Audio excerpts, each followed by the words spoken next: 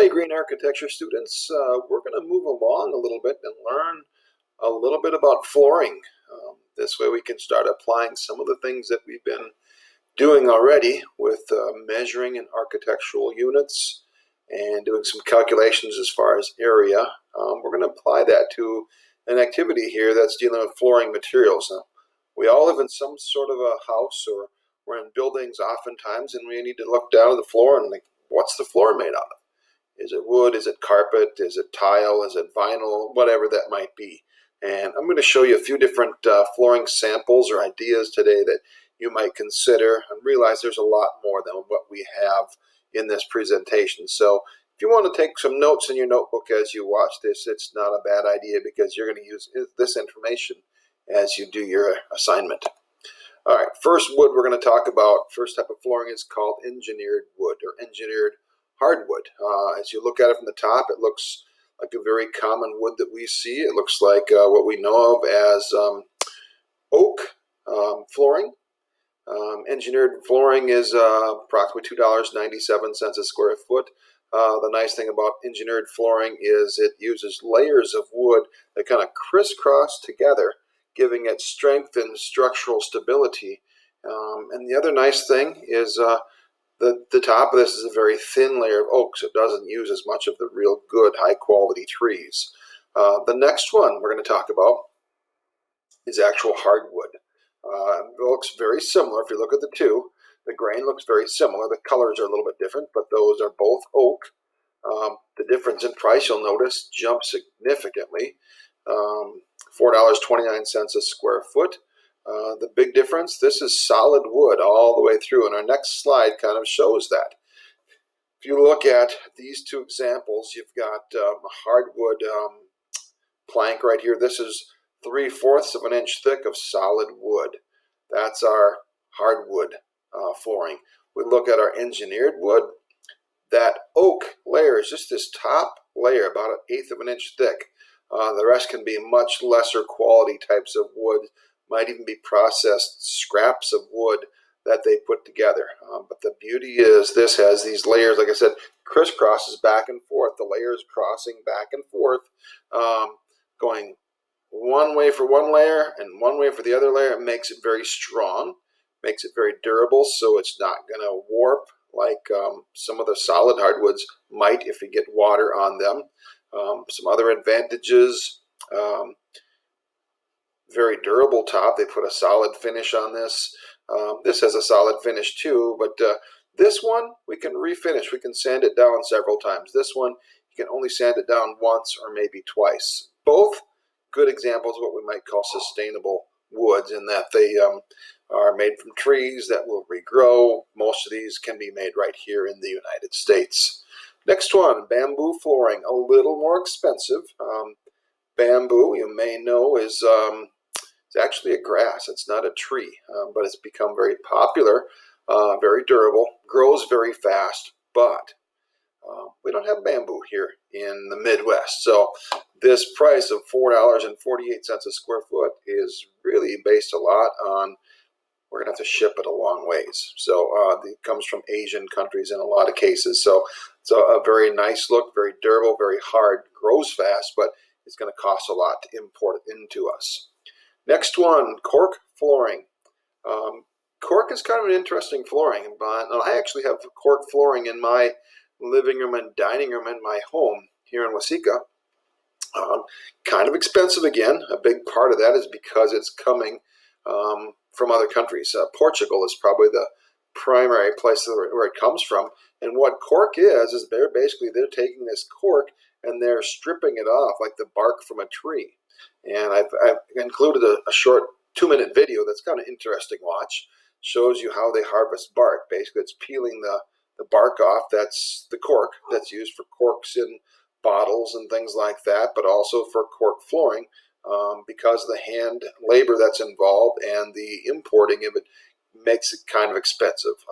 I like my cork floors. A little bit softer, a little bit warmer than even the hardwood floors. So that's another good option.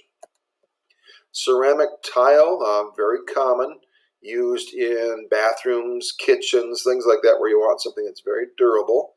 Notice the price is pretty reasonable. If we look at just the price of it, it doesn't look so bad. The downfall of ceramic tile, it's rather expensive to install. It takes a lot of labor because you have to put down layers of kind of a cement underlayment to put the tile into. Very durable. Great place where you're going to have high moisture. Kitchens, bathrooms, entryways, great area to put ceramic tile. I have ceramic tile in some of my rooms. I've put it into entryways in my house. The downfall, it's kind of cold on our feet, but very, very durable. It's almost like a rock finish. Vinyl tile. This stuff varies in price. The example I'm giving you, it's $1 or $2.09 a square foot. But if you go to places like Menards or Lowe's or Home Depot, comes in these huge rolls that are probably 2-3 feet in diameter, and they just roll that off. The cool part about vinyl tile, this is vinyl, a plastic substance, yet it looks like rock. I've got some vinyl tile in my house that looks like old barnwood. You can get it that looks like ceramic tile. You can make it look like new wood. There's a lot of different tiles out there. You can get patterns. It's crazy what you can do. The beauty of that, $2.09 a square foot, it's very reasonable, but you can install it very quick. You can do a big room in a couple hours. So vinyl tile, a lot of options. Not the most durable, not the most sustainable, because like most of our plastics, if we put them in the landfill, they're going to be there for a long time before they break down. So if we look at things from a sustainability aspect, probably not our best choice. But as far as looks and cost, it's a great fit for many places. Sheet vinyl, much the same way. Vinyl tile actually comes in, I should back up a bit here. Vinyl tiles typically come in 1 foot squares, so it's like per square foot. You can get those even at Walmart. I might have jumped ahead of myself, but sheet vinyl, this is the cheap stuff that you can get. These big rolls, like I mentioned, probably 2-3 feet in diameter, and they just peel off what you need. But look at all the different colors. You can get things that look like wood.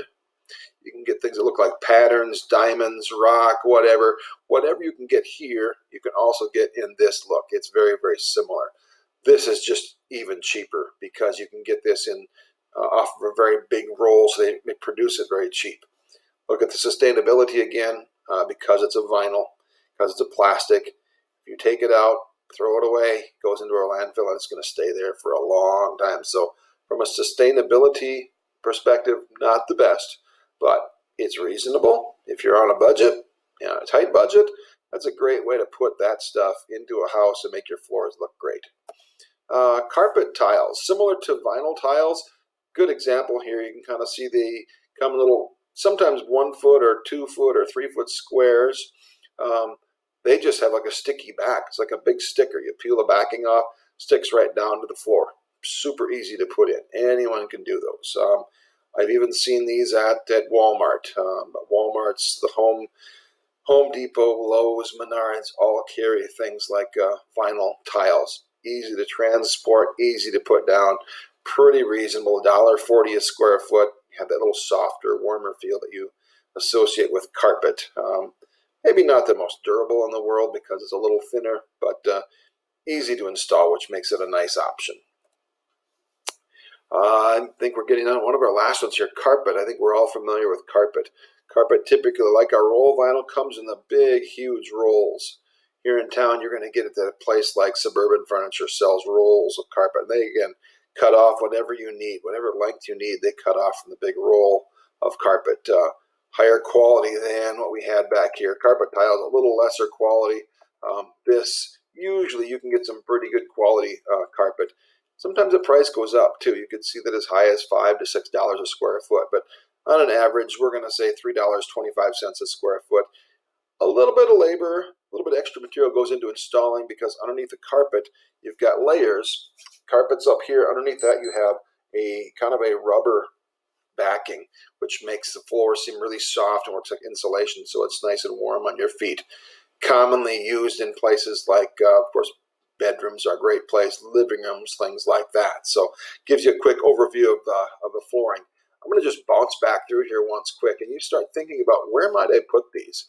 Hardwoods, great application might be hardwoods, bamboo, cork.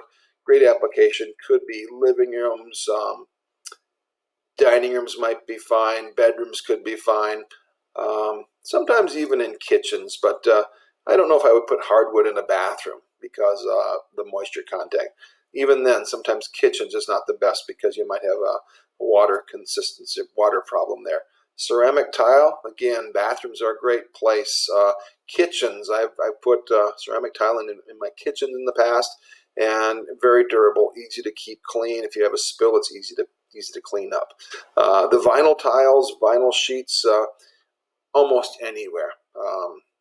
It's reasonable, it's cheap, it's easy to put in. Again, the downfall, maybe the sustainability side of things. Carpet tiles, carpet, again, places where you want to have a warmer area.